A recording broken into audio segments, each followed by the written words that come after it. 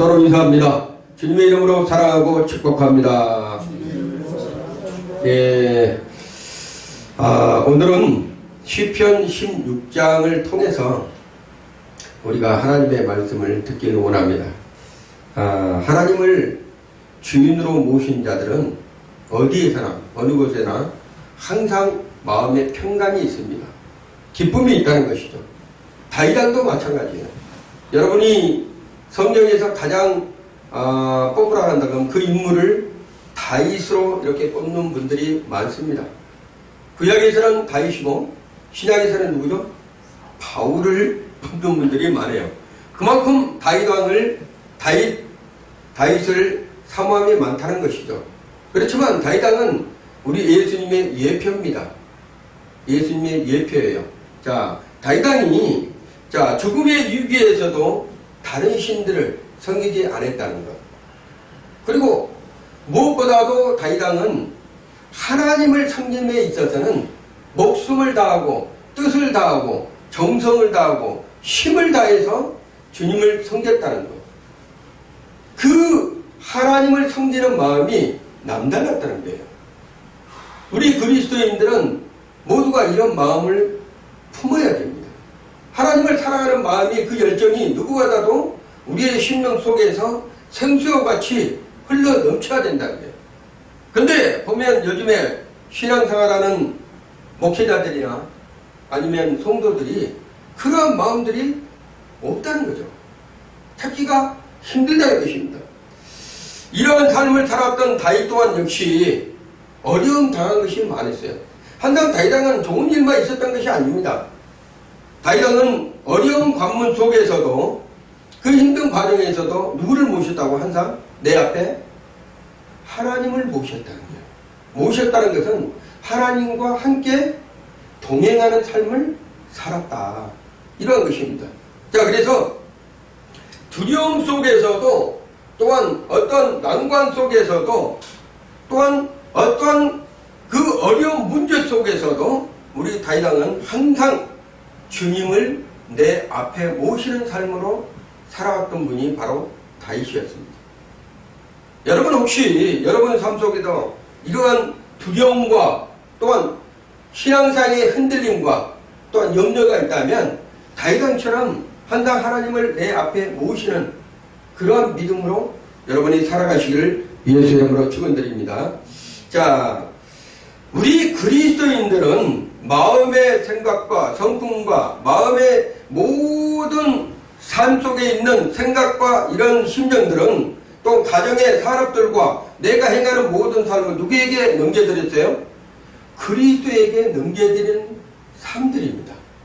여러분이 일거죽 일투족 모든 것들이, 여러분의 삶 모든 것들이 다 누구에게 넘겨갔다면 예수님께 드려진 삶이에요.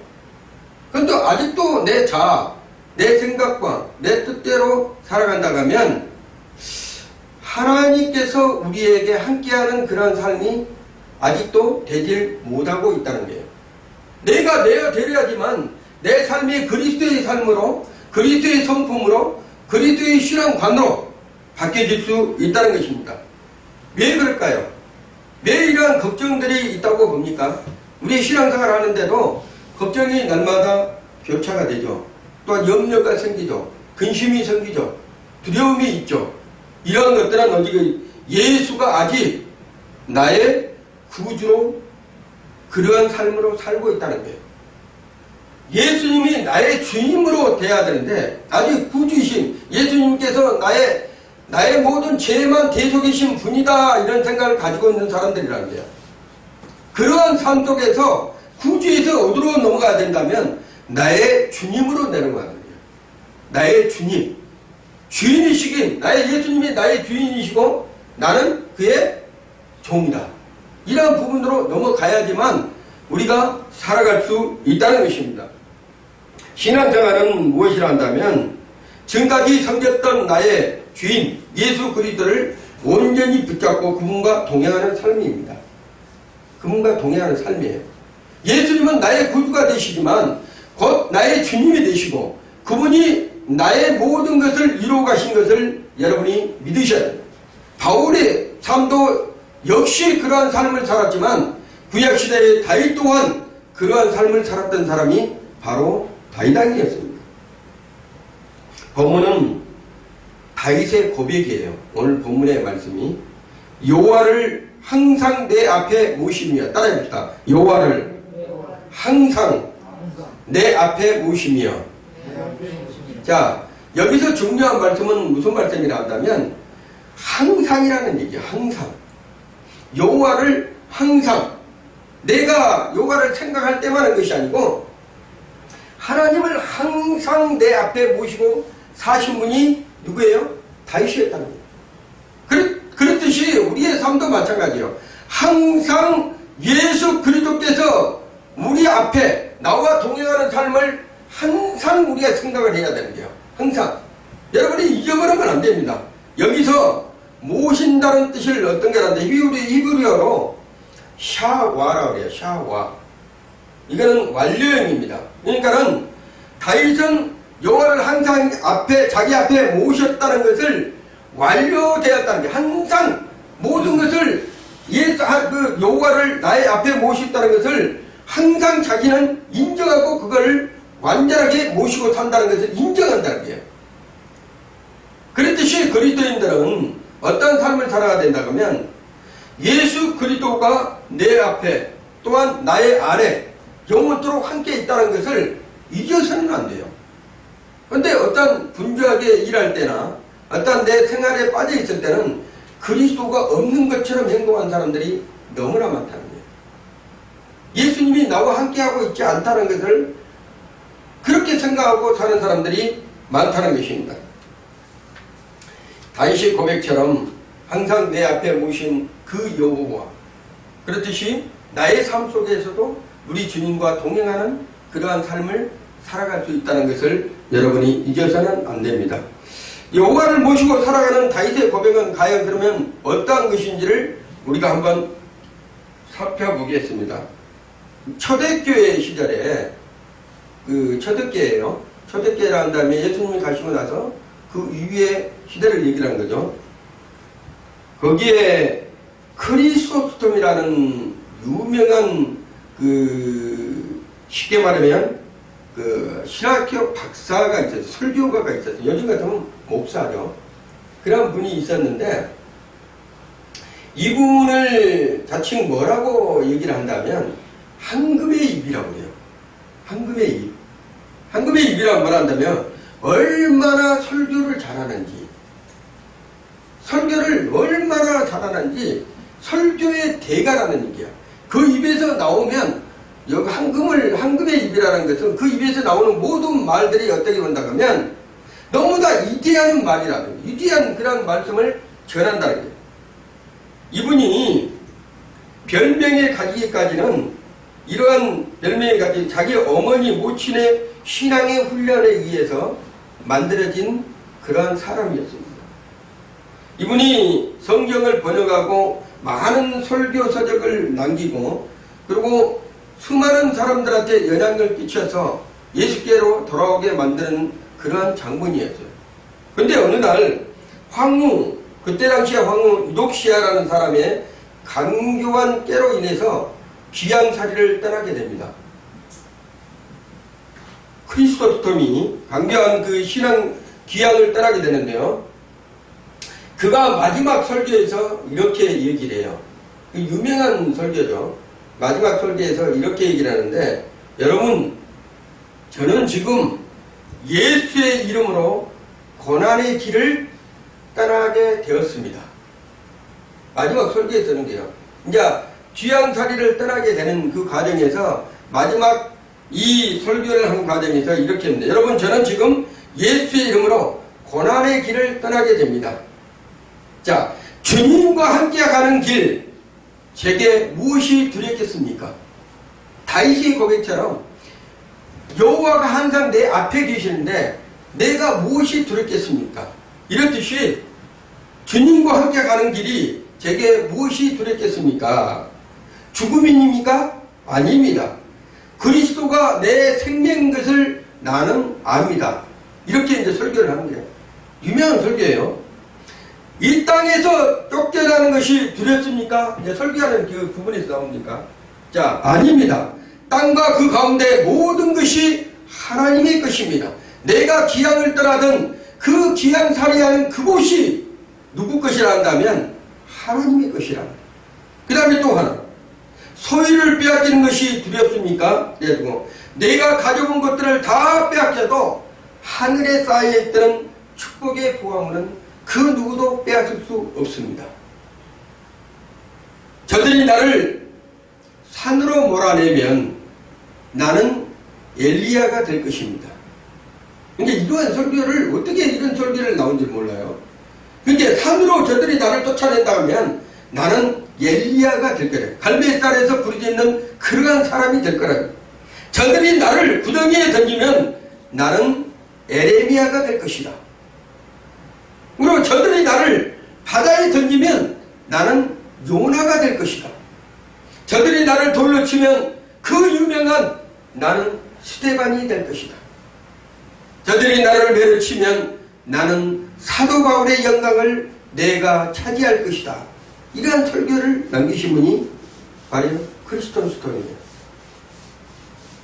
유명한 황금의 입이라는 거죠. 왜 이러한 자신감이 넘쳤을까요? 이분이 곧 주님과 함께하는 삶을 살았기 때문입니다. 다윗도 마찬가지예요. 자기 자신에게 압살롬에 쫓기면서도 그가 왜 이러한 얘기를 남겼다가 하면 항상 내 앞에 모신 여호와 하나님이 함께하고 있기 때문에 그러한 두려움에서도 그는 용기를 낼 수가 있었다는 거예요. 본문 8절에 보면 그가 내 옆에 계심으로 내가 요동치 아니하시리로다.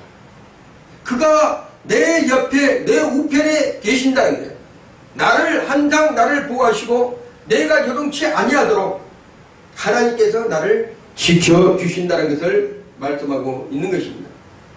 다윗이 만난 고난을 당하였어도 다윗은 그 고난이 바로 기쁨이라는 것을 알았다는 거죠.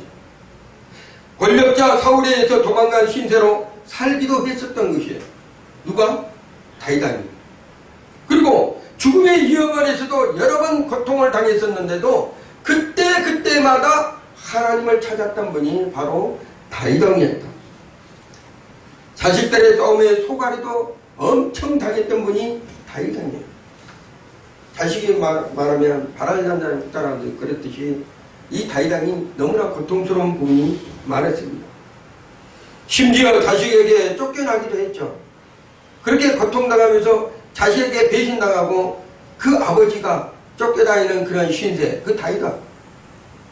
그렇지만 다윗은 그때마다 여호와를 내 앞에 모시며 내가 요동치 아니하리다. 그리고 심히 금지로 목마를 때도 주님을 바라봤다.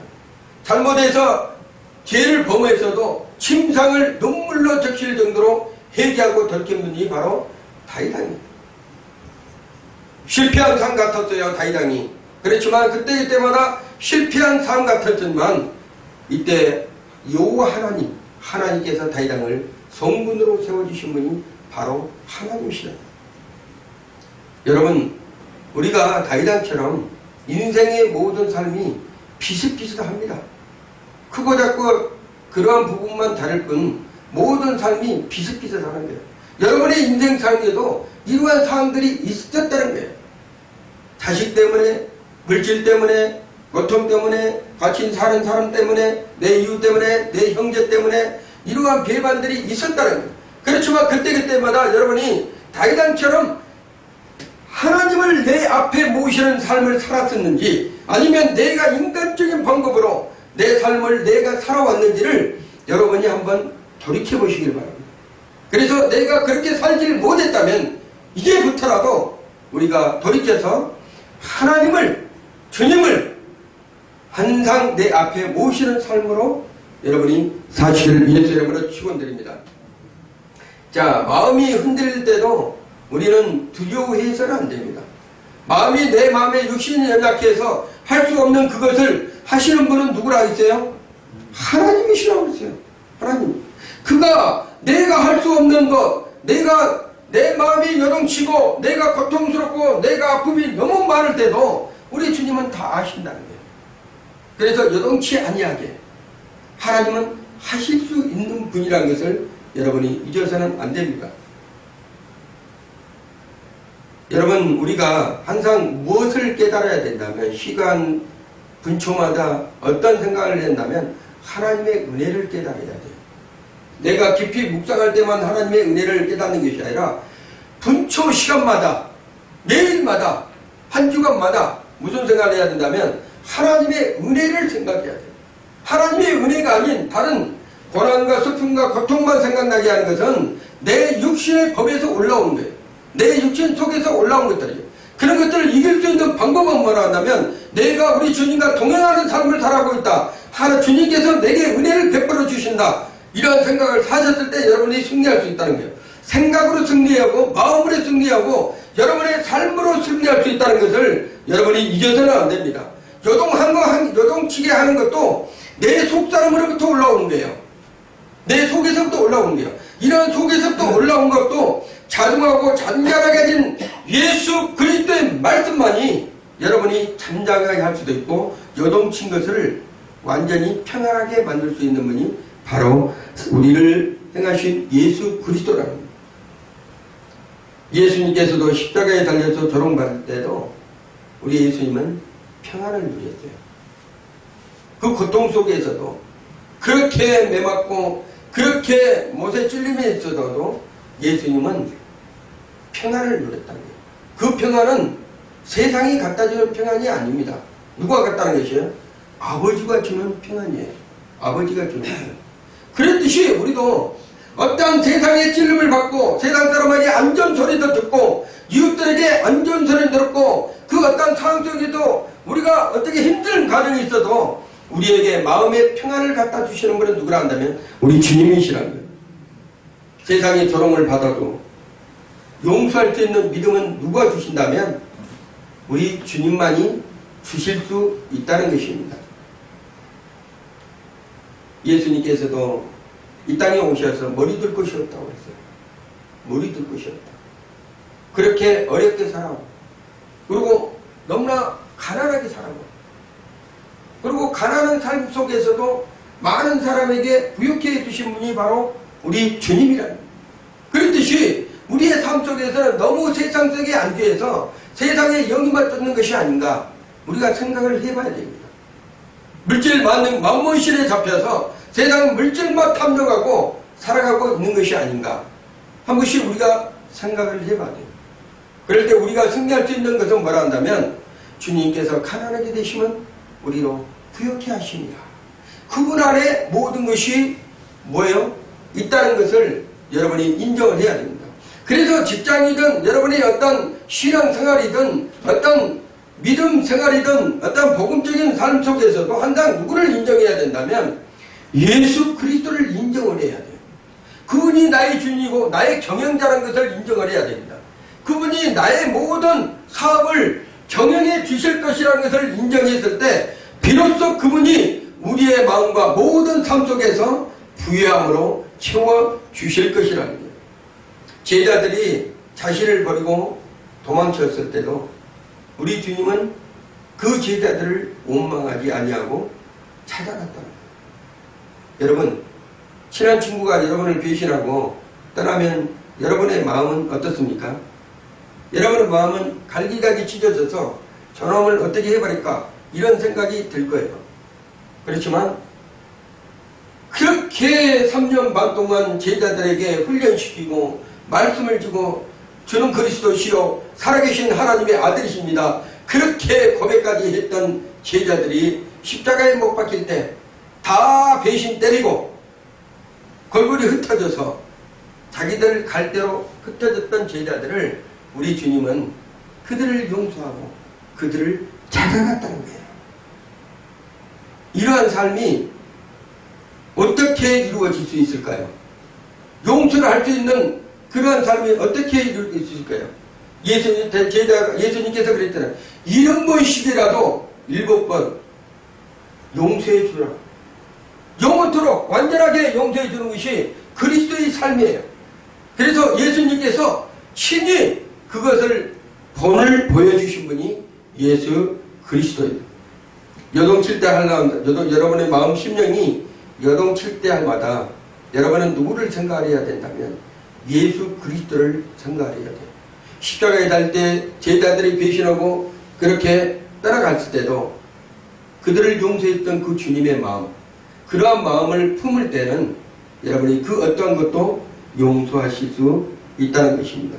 그리고 홀로 남았다고 생각했을 때 우리 주님을 생각을 해야 돼요. 다 따라가고 다 흩어지고 있을 때 누구만 남아있어요? 예수님 자신만이 남아있는 거예요. 그때도 자기 스스로 누구가 있다고? 항상 아버지와 함께 있다. 여러분, 나 혼자 있다고 생각하지 마세요. 나 혼자 떨어져 애토리 돼가지고 나 혼자 있다는 그런 기분이 들을 때 그러한 생각을 갖지 말고 나는 누구와 지금 함께 있다? 예수님과 함께 있다. 그 어떤 사람들도 다 따라갔지만 내 주변에 있는 사람들이 모든 사람이 나를 등치고 버리고 따라갔지만 나는 예수님과 함께 있다. 내 앞에 모신 주님과 함께 있다. 이러한 생각을 가질 때는 여러분은 혼자라는 생각을 절대 가질 수 없습니다. 다윗이 그랬다는 거예요. 다윗이. 다 흩어지고 자기를 버리고 도망가고 있을 때도 항상 내 앞에 여호와 하나님을 모시며 그분과 동행하는 삶을 살았던 그 다윗처럼 우리의 삶도 그래야 된다는 것을 말하고 있습니다. 둘째로 하나님을 모시면 기쁨이 가득하다는 거예요. 여러분 속에 기쁨이 없다는 거예요. 이 앞전에 엔돌핀, 다이돌핀 얘기를 했잖아요. 기쁨이 없다는 것은 하나님이 없다는 거예요. 세상 거로 가득 차 있다는 거예요.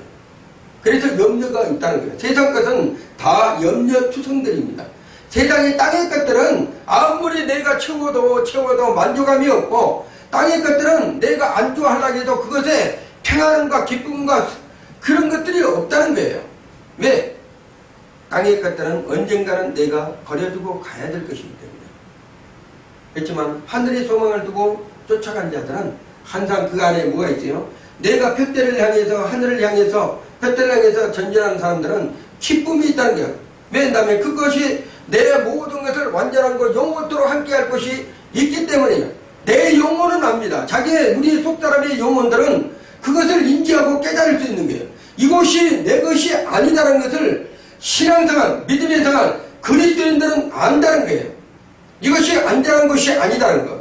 그 안전한 것은 주님 안에 있다는 것. 그리고 영원토록 함께하고 있다는 것. 그것을 향해서 우리가 간다는 것. 그 기쁨은 어디서 나온다면 주님과 동행할 때 그 기쁨이 우리 심령 속에서 날마다 샘솟듯 흘러 넘친다는 것입니다. 러시아의 대문호, 여러분이 잘 아시는 톨스토이가 있습니다. 톨스토이는 원래 명문의 귀족 가족이에요. 귀족 가문에서 태어났던 사람이에요. 그리고 백작칭호까지 받은 특별한 신분을 가진 사람이 바로 톨스토이라는 거예요. 그때 그는 모태로부터 신앙생활의 훈련을 받고 잘 살아왔던 아주 백작을 호칭을 받고 그렇게 살아왔던 사람이에요. 부러울 것이 없었어요.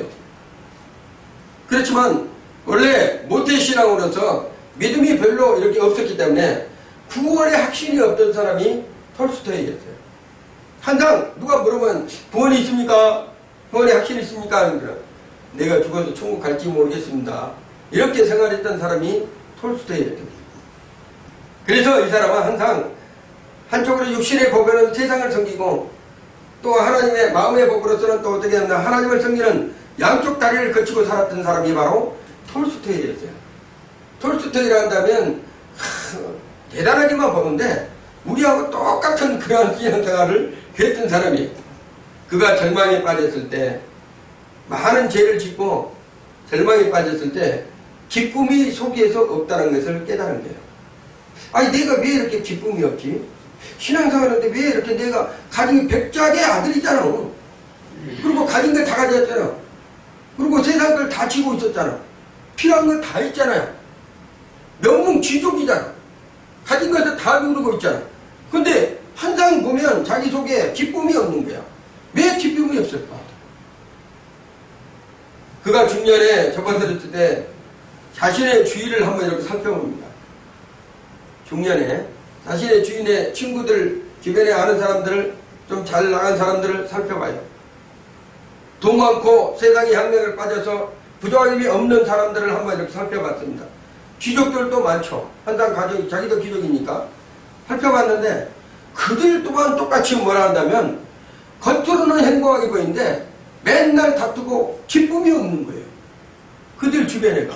왜 그럴까? 근데 어느 날 멸시천대를 받는 가난하고 보잘것없는 노동자들이 항상 기쁨이 있다는 것을 그걸 알았어요.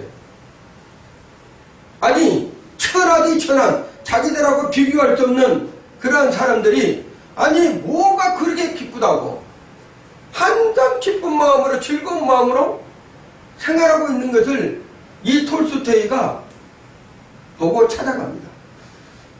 그들을 찾아가요.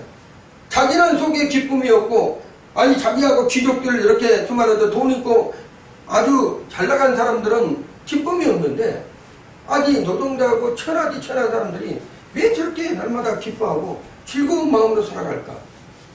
찾아가 보니까 그들이 한결같이 신앙생활을 하고 있다는 거예요. 무슨 신앙? 예수 그리스도를 온전히 믿는 신앙. 날마다 기쁨의 샘이 심령 속에서 솟아오는 것을 깨달았어요. 그리고 그 사람 모두 만났던 사람들이 다 신앙인들이었다는 거예요. 다 신앙인들. 톨스토이는 이때부터 신앙에 눈을 뜬 거예요. 그 전까지는 자기가 한쪽 다리는 신앙생활을 있고 예수를 믿는다고 한쪽 마음에는 어디로 세상적을 섬기고 있었다. 두 마음을 섬기고 있었어요. 근데 그때부터 톨스토이가 세상 것을 버렸습니다. 누구처럼? 바울처럼 버렸어요. 깊은 신앙의 세계로 들어가서 주님을 만납니다. 그리고 후대에 엄청난 작품들을 남기는 사람이 바로 톨스토이예요. 주님을 만나고 난 뒤로부터 완전히 작품이 바뀌어진 거죠. 그리고 금식을 하고 채식을 하고 금연을 하고 금주를 하고 자기를 몸을 완전히 세상적에 찌들었던 모든 것들을 다 배설물을 여기고 사랑에 빠졌던 모든 것들을 다 버리고 정신적인 잘못된 생각들을 다 버리고 톨스토이의 주의라는 그러한 업적을 탄생시켰던 분이 바로 톨스토이예요. 우리 인생에서요, 여러분 신앙생활을 양다리 거치면 안 됩니다. 주님을 완전하게 믿어야 돼. 그래야지만 그 속에서 주님을 만날 수 있는 거예요. 항상이라는 것이 중요합니다. 주님과 동행하는 삶을 살 때 내가 경외하는 마음을, 두려운 마음으로, 주님이 사랑하는 마음으로 항상 섬겼을 때 우리 주님은 그달을 버리지 않습니다. 끝까지 갑니다. 그렇지 않고 세상의 마음을 두고 교회의 마음을 두고 한다 보면 우리 하나님은 그 사람을 버릴 수도 있다는 거예요. 옛날에 보면 임금이 사는 성에는 항상 깃발이 꽂혀 있었다고 해요. 왜 그랬을까요? 그 성 안에는 임금이 계시다. 표식을 딱 해놓은 것이에요. 여러분, 여러분의 마음에 예수님이 안 계시면 표식이 없습니다. 그렇듯이 만왕의 왕이신 만주의 주가 되신 예수님이 여러분의 마음에 딱 안착이 되어가지고 사시는데 거기에 표식이 없다고 하면 그게 말이나 되겠냐 이 말이에요. 만왕의 왕이신 만주의 주가 되신 예수 그리스도께서 여러분의 마음에 딱 사는데 임금이 내 안에 가 사시는데 내가 두려울 것이 뭐가 있냐 이 말이에요. 그분이 이 천지 우주 만물을 창조하신 그분이 모든 것을 다스리고 통치하고 계신 분인데 그분한테 모든 것을 맡겨놓고 그분 의지대로 따라가다 보면 우리 하나님께서는 여러분에게 하나님의 기뻐하심을 이룰 수 있도록 기쁨의 샘이 넘칠 수 있도록 우리 하나님이 하실 거랍니다. 자, 9절 한번 읽어봅니다. 시작. 9절. 이러므로 내 마음이 기쁘고 내 영광도 즐거워하며 내 육체가 완전히 거하며. 아멘. 자, 이러므로 내 마음이 기쁘고 내 영광도 즐거워하며. 자, 그 다윗처럼 항상 마음에 기쁨이 있다는 것을 말한다면 여호와 하나님을 내 앞에 모시고 살리니까 기쁜 거예요. 여러분 생각해 보세요. 교회 나와가지고 이렇게 말씀 듣고 찬양하고 이렇게 있으면 온데간데 세상 걱정은 없어. 세상에 뭐 금방 부도나기 일보 직전이고 세상에서 무슨 큰 일 날 것 같아도 여러분이 교회 와서 같이 찬양하고 예배 드리고 있으면 그 시간만큼은 우리의 속에서 뭐가 나와요? 심령에 기쁨의 샘이 솟잖아요. 그렇듯이 하나님을 모시는 삶은 내가 예배하는 삶이에요. 하나님을 기쁘시게 하는 삶이에요. 항상 내가 예배자로 하나님 앞에 섰을 때 그 하나님께서는 여러분에게 기쁨의 샘을 기쁨의 기쁨을 여러분에게 주신다는 거예요. 그랬을 때 우리 하나님께서는 여러분에게 하나님의 나라에 여기 있다 저기 있다 아니라 네 심령 속에 너희 마음속에 그 나라가 있느니라. 하나님의 나라의 속에서 여러분이 기쁨의 샘을 만끽하고 있다는 것입니다. 그렇듯이 우리가 다윗이 그러한 마음을 느꼈듯이 하나님의 말씀대로 살아가는 사람들은 항상 기쁨의 샘이 여러분의 속에서 넘치고 있다는 것을 알아야 돼요. 세상 것으로 염려하지 말라는 게 우리 하나님께서는 내가 염려하지 마라, 근심하지 마라, 두려워 말라. 누가 얘기를 하는 거예요? 우리의 만왕의 왕이신 만주의 주가 되신 예수 그리스도께서 친히 말씀하신 거예요. 내가 염려한다고 해서 키를 한 자라도 내가 더 크게 할 수 있느냐? 우리 자신이 염려한다고 해서 모든 문제가 해결된 것이 아니라는 거예요.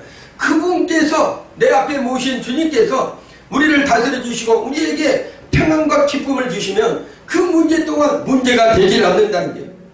우리 자신이 문제를 문제로 삼고 있는 것이지 우리 주님은 그 문제를 문제로 여기지 아니하고 있다는 것입니다. 하나님은 기쁨의 근원이실 뿐 아니라 기쁨을 주시는 분이라는 거예요. 기쁨 자체일 뿐 아니라 기쁨을 주시는 분이라는 거예요.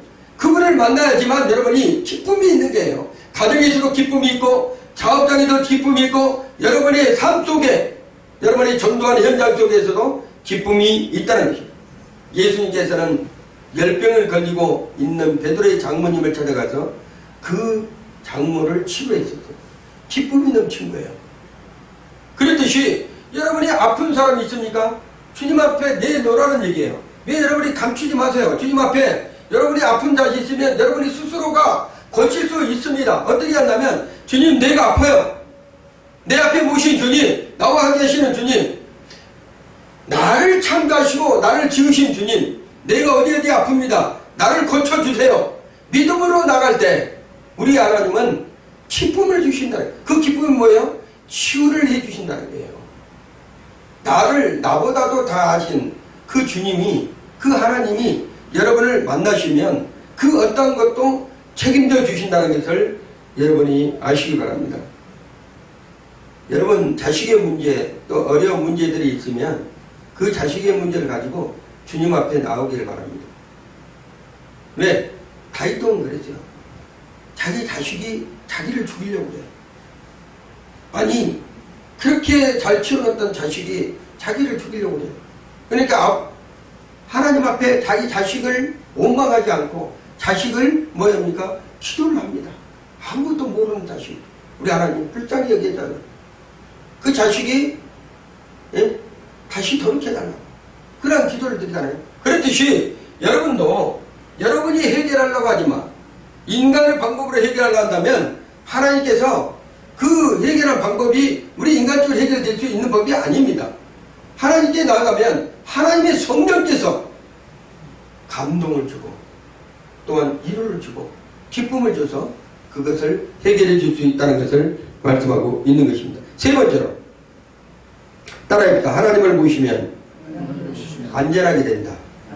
자, 이라크 전쟁에서 여러분 잘 알다시피 후세인, 사담 후세인이 있잖아요. 지하 벙커를 만들어 가지고 두께를 5cm에서 5m에서 6m를 지하 벙커를 만들었다고 그래요. 그가 이제 숨어 있으면 폭탄이나 핵폭탄이나 이런 것이 와도 안전하다고 생각하고 5m에서 6m면 엄청난 그 벙커가 된 거죠. 그렇게 있었는데 결국은 뭐였어요? 사담 후세인이 죽었습니다. 아무리 잘 지어놓고 아무리 요새를 할지라도 세상에는 완전한 요새가 없다는 거예요. 안전한 곳이 없다는 거죠. 자, 그렇듯이 사람은 태어나면서 죽을 때까지 완전한 곳을 찾기 위해서 수많은 사람들이 그것을 갈구하지만 결론은 이 땅에서는 안전한 곳이 없다는 것입니다. 여러분, 학교 폭력의 두려움이 있을 때 자유로운 지대를, 안전지대를 뭐라 합니까? 영어로? 블루존이라고 해요. 블루존. 학교 폭력에서 안전한 지대를 만들어 놓은 것이 말하자면 블루존이라고 합니다. 블루존이라는 것이 그곳에는 학교 폭력에서는 안전한 지대다, 이렇게 구별을 해놓은 그 지대를 가리킨다는 것이에요. 그렇듯이 그리스도 안에 오면 안전한 지대가 되는 거예요. 세상에서는 안전한 지대가 없습니다. 그리스도 안에서만 안전한 지대로 삼을 수가 있다는 겁니다. 자, 그래서 사람은 사랑의 대상이지 믿음의 대상이 아니라는 거예요. 여러분이 어떤 사람, 저 사람이 돈 많고 권력있고 능력이 있으니까는 저 사람이 내가 쫓아가면 안전하게 살 수 있겠다, 이런 사람들 말이에요. 저 사람 돈 많으니까 나를 좀 보여주고 나한테 잘 살게 해줄 것이다, 안전하게 했다, 저 사람 따라가면 내가 보호받을 수 있고 뭔가 이렇게 채워줄 수 있겠다, 이런 생각인데 다 그거는 필요가 없는 것입니다. 그래서 뭐라 한다면 사람은 사랑의 대상이에요. 내 이웃을 내 몸같이 사랑하라. 믿음의 대상이 아니라는 거예요. 언제라도 그 사람은 나를 배신할 수 있고 언제라도 나를 버릴 수 있다. 아무리 권력자가 아무리 뭘 가지고 아무리 말을 가졌어도 그 사람은 나를 버릴 수 있다, 이런 것을 믿으라는 거예요. 그래서 이 세상에는 완전 지대가 없습니다. 그리스도 안에서만 완전한 지대가 될 수 있는 거예요. 그래서 교회 안에서도 온전한 믿음의 사람, 그리스도의 사람들, 그리스도인들은 하나님 안에서 하나가 될 수가 있는 거예요. 하나님 안에서. 그렇지만 하나님 밖으로 가면 그 사람은 하나가 될 수 없다는 것이에요. 오로지 예수 그리스도의 한 머리에 모든 사람 지체가 돼서 하나라는 것입니다. 그래서 우리가 그리스도 안에서만 있어야지 그리스도의 밖에 있으면 떨어져 나갈 수가 있다. 로마서 8장 1절에 보면 그러므로 이제 그리스도 안에 있는 자에게는 결코 뭐한다? 정죄함이 없다. 그 어떠한 것도 죄를 정하지 않는다는 거예요. 하나님마저도, 아버지마저도 우리 하나님의 백성들이 죄를 지었어도 안전하게 보호를 받을 수 있는 것은 뭐라 한다면 그리스도 안에서만 완전 지대가 된다는 거예요. 그리스도 밖에 나가면 그 사람은 죄인이야. 하나님께서 그렇게 정하신 거예요. 즉 하나님의 품이 제일 안전한 것이라는 것을 말씀하고 있는 것입니다. 본문에서도 9절에 내 육체도 안전히 거하느니 이는 내 영혼을 음부에 버리지 아니하리라. 여기서 음부라는 것을 이 다윗이 강조를 했잖아요. 그래서 뭐라 한다면 다윗은 이미 그 영적인 영안이 열려져서 하나님의 나라를 본 거예요. 그래서 자기는 확실한 무엇을 받았다? 구원을 받았다는 것을 말하고 있는 거예요. 여기서 음부라는 것은, 음부라는 건 지옥을 가르치잖아요. 내가 지금 지옥으로 가면 그 사람은 구원을 받지 못하는 거예요. 그렇지만 자신의 육체 또한 지키신다고 확실하고 있다는 거예요. 자신의 육체가 뭐예요? 아니 여기는 지금 예수님이 오시기 전에 다윗의 왕의 고백의 말씀이에요. 그 말씀인데 다윗의 육체가 하나님께서 지켜주겠다는 거예요. 그럼 뭐예요? 부활한다는 것을 얘기를 하고 있잖아. 예수님이 오시기 전에 이미 다윗왕은 뭐예요? 나는 부활할 것이다. 예수 그리스도로 말미암아 나는 구원에 확실했다. 내 육체를 버리지 않는다는 것은 새로운 육체로 내가 다시 부활할 것이다. 이것을 다윗은 예수님이 오시기 전에 미리 아는 거예요. 그래서 성경은 신구약 모든 것들이 어떻게 해요? 하나님께서 연결하고 알 수 있도록 통을 열어놨다. 이런 내 영혼을 음부에 버리지 아니고 내 육체도 안전히 거한다는 것은, 내가 부활할 수 있다. 이것을 다윗왕은 알았다는 것입니다. 자, 그래서 주께서 우리의 주인이 되실 때 구주로만 끝난 것이 아니라 나를 구원해 주신 주님만 아니라 주인으로 됐을 때, 주님으로 됐을 때 온전히 우리가 신앙생활을 바르게 할 수 있다는 거예요.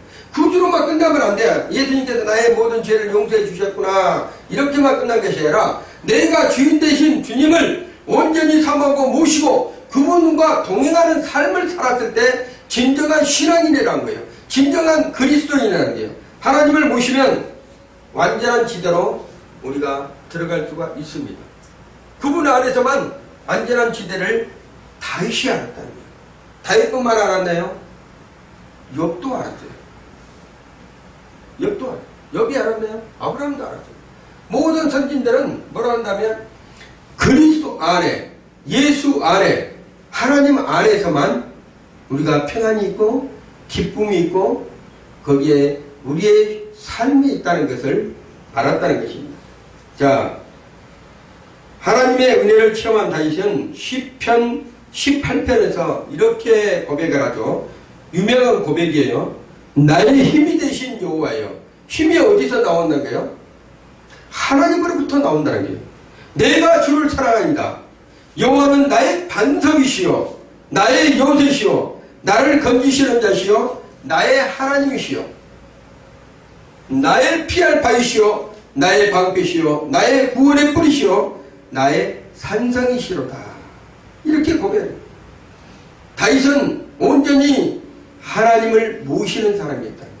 그분만이 나를 지켜주시고 그분만이 나를 보호하시고 그분만이 나에게 힘을 주시고 그분만이 나의 전부가 되신다는 것을 다윗은 고백을 한 것입니다. 자, 제가 이제 마지막으로 말씀을 정리한 어느 식당에 갔더니 입구가 침침합니다. 반갑게 맞이하는 사람도 없어요. 음식도 그저 그렇고 식당 곳곳에 지저분해요. 그런데 어느 날 딱 그 식당을 가보니까 주인이 바뀌었습니다. 이렇게 써져 있는 거예요. 평상시에 계속 가서 있더만 아니면 밥상도 별로 불도 침침하고 반갑게 맞이하는 사람도 없고 음식도 그저 그렇고 식당 곳곳에 지저분한 냄새가 나고 이런 부분이 그러한 식당이 있었는데 어느 날 식당 앞에 하니까는 현수막이 붙여 있어요. 주인이 바뀌었습니다. 딱 들어가 보니 뭐라고 한다면 어서 오시옵소서. 주인이 벌써 인사부터 합니다. 그리고 내부가 환하게 바뀌어졌어요. 맛도 상당히 좋습니다. 그리고 모든 주변이 깨끗합니다. 뭐가 바뀌어 있어서요? 한 가지 변화된 것이 있어요. 뭐가 바뀌었습니까? 주인이 바뀌었다는 거예요. 주인이. 여러분이 신앙생활 할 때는 여러분의 삶이 지저분했습니다. 모든 것이 화나지도 않고 기쁨도 없고 즐거움도 없고 모든 것이 아픈 그러한 사건들만 쌓여있던 사람들이에요. 그렇지만 여러분 속에 이제는 세상적인 신이 아니라 주인이 바뀌어버렸다는 거예요. 인생의 주인이 바뀌었다는 거예요. 여러분의 삶의 주인이 바뀌어버렸다는 거예요. 그래서 여러분은 이제는 주인이 바뀌었기 때문에 어두침침하게 살 필요가 없다는 거예요. 맛이 없는 인생을 살 필요가 없다는 거예요. 그리고 여러분의 삶 속에 그 어떤 지저분한 인생을 살 필요가 없다는 거예요. 다윗이 알았어요. 모든 하나님의 선진들은 다 알았습니다. 그게 무엇인지. 세상에 살 때 내가 지저분하게 살 필요가 없구나.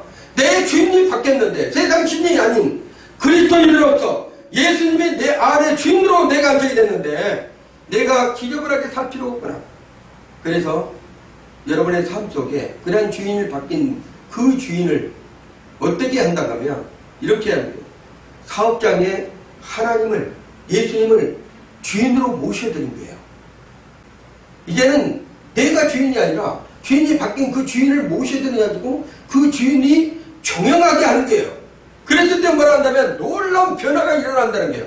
지금까지는 내가 주인이 되었고 침침하고 어두우고 맛도 없던 그러한 인생에 그러한 경영을 했다가면 이제는 주인을 바꿔버려야 된다는 거예요. 주인을 바뀌었고 누구를? 예수님을 내 주인으로 모셔가지고 그 경영의 주인이 될 수 있도록 바꿔놓으시면 그 회사가 바뀌어져 버린 거예요. 교회도 마찬가지입니다. 교회도 목사가 주인이 되어가고 있으면 그 교회는 어두침침하고 아무 의미가 없어요. 그거는 힘도 없고 부담 것도 없습니다. 그렇지만 누가 주인이 오셔야 돼요? 예수님이 주인이 되어야 하시죠. 교회의 주인. 그랬을 때 변화가 된다니까. 교회가 회복이 되고 이 땅 가운데 모든 삶이 완전하게 바뀌어질 수 있는 것은 이 대한민국에도 예수님이 주인이 돼야지만 바뀌어질 수 있다는 것이요. 하나님은 주로 모시는 사람들은 현실에서, 현장에서, 그리고 여러분의 삶 속에서 완전하게 변화가 됩니다. 이것을 다윗왕이 알았던 거예요. 다윗이 알았기 때문에 그 수많은 시편을 쓰면서도 다윗왕은 하나님을 기뻐하는 부분으로 하나님께 찬송의 시를 드렸던 사람이 바로 다윗이에요. 날마다 기쁨을 드린다는 게 하나님 앞에. 왜? 주인이 바뀌었기 때문에. 내가 주인이 아니라 주인 대신 하나님께서 주인 대신 그분이 날마다 내게 성소 같은 기쁨을 주시기 때문에. 여러분 아침에 일어날 때도 기쁨이 넘치면 여러분의 인생이 바뀌어집니다. 왜? 엔돌핀이 솟아나기 때문에. 거기에서 충만한 다이돌핀이 여러분의 생명의 암의 모든 육체에 바이러스가 여러분을 침투한다 하더라도 그 어떤 것 없던다라도 다이돌핀은 그 암세포나 어떤 바이러스를 죽일 수 있는 능력이 있어요. 그것이 우리 주님이 생명수 같은 주는 기쁨이 넘치는 삶이라는 거예요. 여러분의 인생에서 이러한 기쁨이 넘치는 삶이 한 주간에 큰 기쁨으로 여러분을 맞이하시기를 예수 이름으로